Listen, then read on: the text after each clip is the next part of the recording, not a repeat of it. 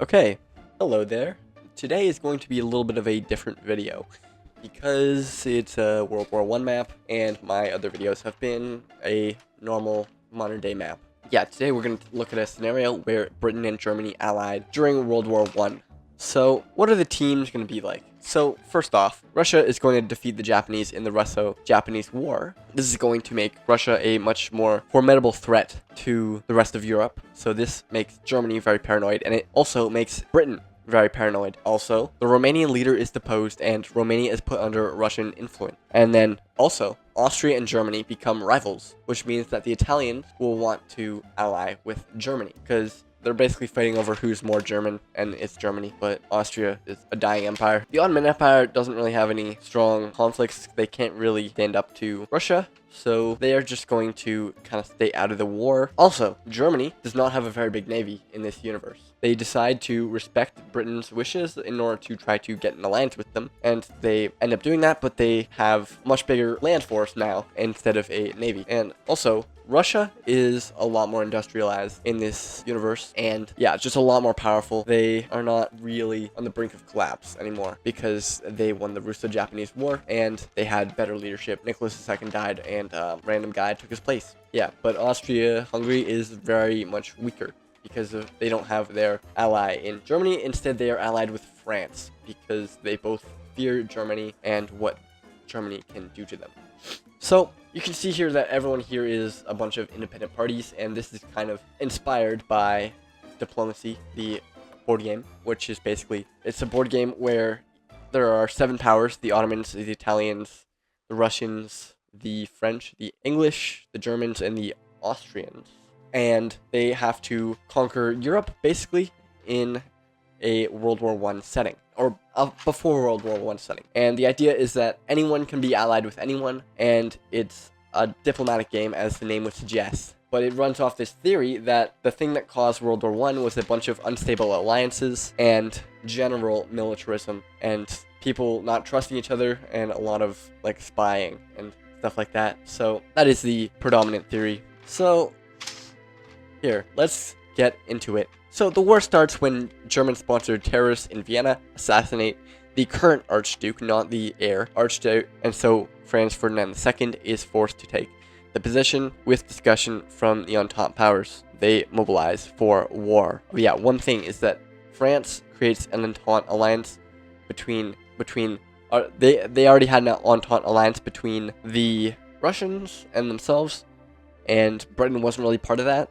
until, like, the war started, basically. But in this universe, Austria is going to join the Entente alliance, and it's basically an attack on one is an attack on all. So let's create some teams here. I guess we'll do red for Germany. So let's see what happens here. As I said, there was an assassination in Vienna, and so the Entente are going to try as they might, or Austria to be specific is going to try as they might to go into Bavaria in Germany, but they're just incompetent as fuck, so they're gonna get pushed back and lose a lot of this edge territory, and this Italian force is gonna also come in, not do much, but kind of threaten there. In Russia, though, there's going to be a significant invasion into Silesia and Prussia, which has significant momentum because of the industrial capacity of the Russian state at this point, and they make sweeping gains and even link up with some Austrian armies here to take over a lot of Silesia, and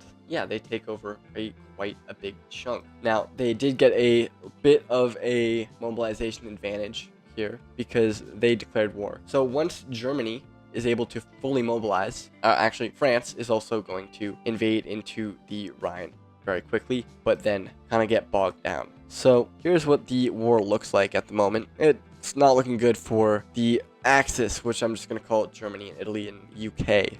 But we'll see. Also, down here in Bulgaria, they don't really stand a chance, but they do put up a large fight compared to the behemoths that they're going up against, being 2 major empires. So it's pretty impressive.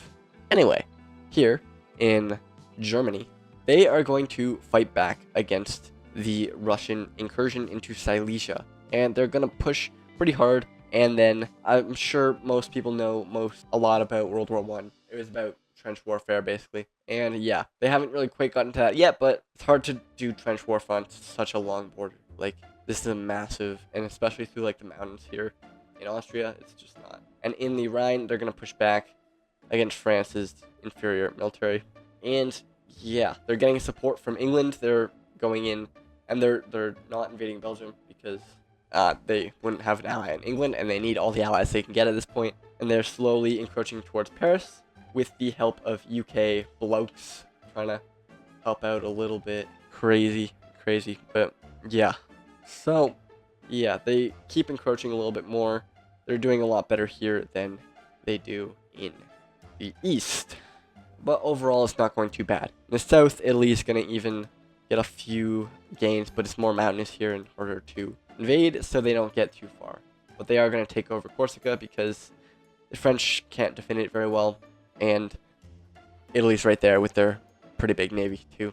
So down here in Bulgaria, they are going to push back and then get blasted. Their coastline is completely taken, and their interior is also going to be surrounded. So they're not in a great spot right now. But anything can happen. Who knows? Back in Silesia, Germans are going to push out in like massive human wave tactics. Like, you expect the Russians to do this, but it's the Germans. And they're also going to move in and capture Vienna, which is about here. This is a huge blow to the Austro-Hungarian Empire, which is already a very divided empire. So yeah, this is pretty bad for them. They're also going to link up with Italy and take over basically all of Austria and even like Czechia, like Bohemia kind of area. Italy's even going to move down the coast of Croatia. Realizing that they are in fact not doing the greatest at the moment, the Russian generals are going to pivot and go in a spear strategy and try to pierce all the way to Berlin. And they're going to be pretty effective there, and they're going to kind of cut off a large encircled area around Prussia and kind of create their World War II borders, kind of, if you look very closely, and slowly whittle down at this massive area. But as you might remember, the British are actually in this war, and they're going to help defend. They're going to help evacuate the people who are soldiers that are in Prussia. And so, yeah, a similar to Dunkirk arrangement happens where the British send a lot of sea vessels to evacuate a lot of German things to Germany. But Prussia is completely taken, and even they push back in Silesia, making a pretty long and arduous front on Germany. Down here in France, they are kind of getting pummeled, and Britain decides that they are going to have an amphibious invasion. And so they're going to invade into Calais in the north, and they have a successful invasion because the French are pretty focused on the German invasion right now. But once the British invade, they have to divide their forces, and the Germans actually get a pretty big leap on the French defenses, taking out most of their trenches. And yeah, but now they're kind of dug in and can't do much. Here in Austria-Hungary, the minorities are trying to rise up. The Romanian area of Austria-Hungary is going to vouch to just join Romania, and they get this portion of land. Alright, so that's Romania. They get bigger. And the Hungarians are also going to declare independence from the Austrian Empire. And they're going to be pretty big too, because, yeah. Then they are going to have a Croatian. Yeah, so Croatia, Hungary, Romania. And up here, Russia is going to annex this land because they are massive and want to get bigger. So that does leave a pretty small Austrian Empire. So they're not really an empire anymore. There is a massive stalemate in all fronts on this war, and it's basically just about who's going to break first. And the answer is Bulgaria, because they are the weakest. Yeah, they put up a great fight, but they were the weakest link of the Axis, and so they are going to go down first. They fought valiantly, and they diverted a lot of Russian resources, but they are eventually just going to surrender. Boom, boom, boom, boom. Okay, so this map is looking pretty blue, if you ask me. But considerable gains are being made in France, of all places, including in Calais. They go down to reach Normandy, and they do a scissor maneuver and kind of do aggressive trench, like running across no man's land to pincer the French forces, and they eventually force them out of northern France. And by now, it's 1917. The war started in 1914. It's been 3 years, and the European powers have had a lot. Germany is weakened, but also got like a lot back. They kind of just traded same amount of land for same amount of land, but they lost control of a lot of territory. But they are on the doorsteps of Paris with English brethren. They are going to march in, and Italian people are also going to be in the south, connect up and destroy France. And France is going to surrender. With all of the things that are going on and such, there are a few things that are going on. So Russia diverted a lot of troops from the Bulgarian theater to the German and Italian theater, and the Germans diverted a lot of troops from the French theater to the Russian theater. But the British have kind of stopped sending like military, like army aid. They're still blockading and stuff, but yeah. Oh, also, an important thing is that since the US and the UK are allies, it means that Germany, they're not going to starve. They have a bunch of, food. And Russia may starve. They have a lot of agriculture, but, bad crop season, a lot of stuff can happen. And it kind of seems like it's not in the best interest for any party to keep fighting, because the Germans, they're just ravaging their own territory, and the Russians, they don't want to starve, basically. And the British are happy because they got to screw over the French. And the Italians, they just kind of wanted protection, and they got that. And they also are going to get some Austrian land. So let's build a peace treaty here with...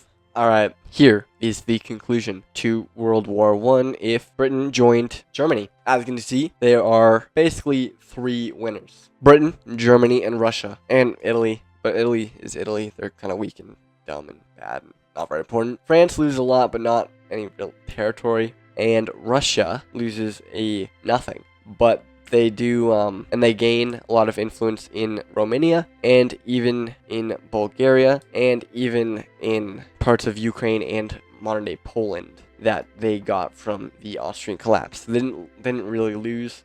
The peace terms were pretty reasonable, but it's going to definitely be a multipolar world where Russia and France is they're forced to give up some of their colonies, but nothing too major. It's mostly just a humiliating defeat, which they will probably turn to fascism. So this is basically, yeah, I think this is an interesting scenario. I'm going to probably end it there because I don't really know what else I can talk about, but yeah, leave any comments if you think anything's interesting. Yeah, thanks for watching.